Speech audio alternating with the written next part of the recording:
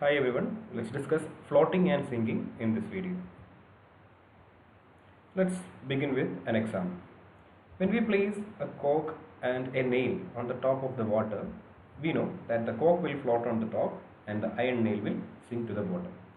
Right. This happens because cork has a lower density than that of the water and the nail has a higher density than the water. Now, when we do the same kind of experiment with any kind of liquid and substance, suppose here we have a coin and mercury. So we know that coin is denser than water. In water it will sink smoothly, but when it comes to mercury, the coin will float on the top. The reason is very simple. The density of the mercury is more than the density of the coin.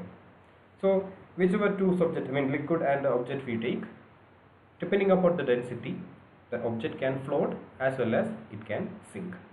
So from these examples we can come to a conclusion that a body floats on a liquid if density is less than the density of liquid, while a body sinks in liquid if the density is more than the density of the liquid. This is what is explained through the principle of flotation. When a body is completely or partially immersed in liquid, two forces act on it. The first one is the weight of the body, which is denoted by W. It will act vertically downwards into the liquid. This force has a tendency to sink the body. We know that every object is always attracted towards the earth due to gravity. The force at which it is attracted is the weight of that object. So when any object is floating on water, there is a weight exerted by the body onto the liquid. That means vertically downwards. So this is the first force acting on the body. And the second force acting on the body is called as the buoyant force. Buoyant force is a force exerted upwards by the liquid. So liquid is exerting a force onto the body, right? Upward, vertically upward. This force is called as the buoyant force. Buoyant force is equal to the weight of the liquid dispersed by the immersed part of the body. So when we immerse an object in water, right? Due to its weight, some part of the water will be displaced, right?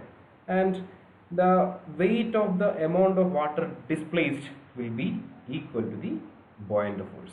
That is the meaning of the term buoyant force. So buoyant force is equal to the weight of the liquid displaced by the immersed part of the body.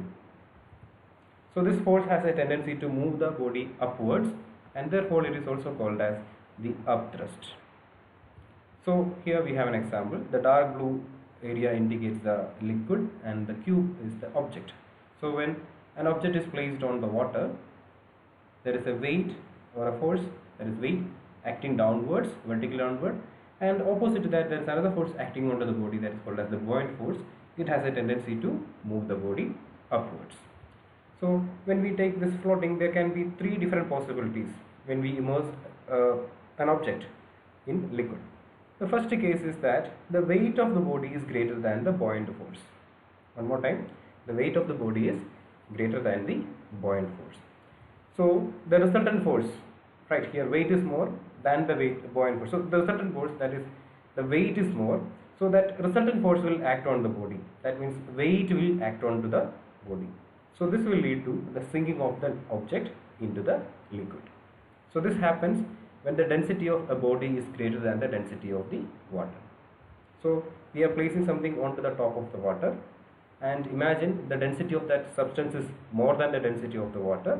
So the weight will be dominant than the buoyant force, therefore the object will sink into the bottom of the water. Now the second case is the case in which weight of the body is equal to the buoyant force. Weight as well as the buoyant force is equal. So the resultant force will be 0. Weight is equal to buoyant force. So the apparent weight of the object is 0. There is no weight as such because weight is getting cancelled by the buoyant force. So the body will float just inside the surface of the liquid, right? Body will be floating but not above the liquid, but just inside the surface of the liquid. This will happen when the density of the body is equal to the density of the water. So when we place an object which is having same density as the liquid, that object will float just inside the surface of the water. Now, in the third case, the weight of the body is less than the buoyant force. So what happens is, here buoyant force is more than the weight, therefore the final force, the buoyant force, will act on the body. That means the force will act vertically on the body. This will lead to floating of the object partially on the surface of the water. Means a part of the object will be immersed inside the water and the remaining part of the object will be above the surface of the water. This is what is happening when the weight of the body is less than the buoyant force. So here, how much part of the body will immerse into the water, or how much part of the body will be floating above the water. So this depends upon the weight of the object. Only that much portion of the body will immerse inside the liquid, by which the weight of the liquid displaced balances the total weight of the body. Don't worry by seeing the huge sentence. The meaning is very simple. So we have some liquid and a body floating on the top. So let's take two cases. First case is the case in the object is above the water, it's not floating.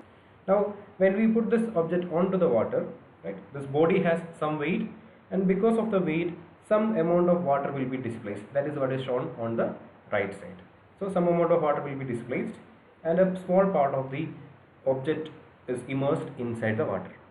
Now what this is saying is that the weight of the liquid displaced will be equal to the total weight of the object, right? The weight of the body will be equal to the weight of the amount of water displaced. So one more time read that. Only that much portion of the body will immerse inside the liquid, by which the weight of the liquid displaced balances the total weight of the body. That means weight of the body as well as the weight of the water displaced are equal. This happens when the density of the body is less than the density of the liquid. The object is placed on the top. We know that the object has a lower density than that of the liquid. So object will float on the water, but a part of the object will be immersed inside the water. Here buoyant force is more than the weight. So the weight actually want to pull it down, but buoyant force is more than the weight. So a part of the object will float like this.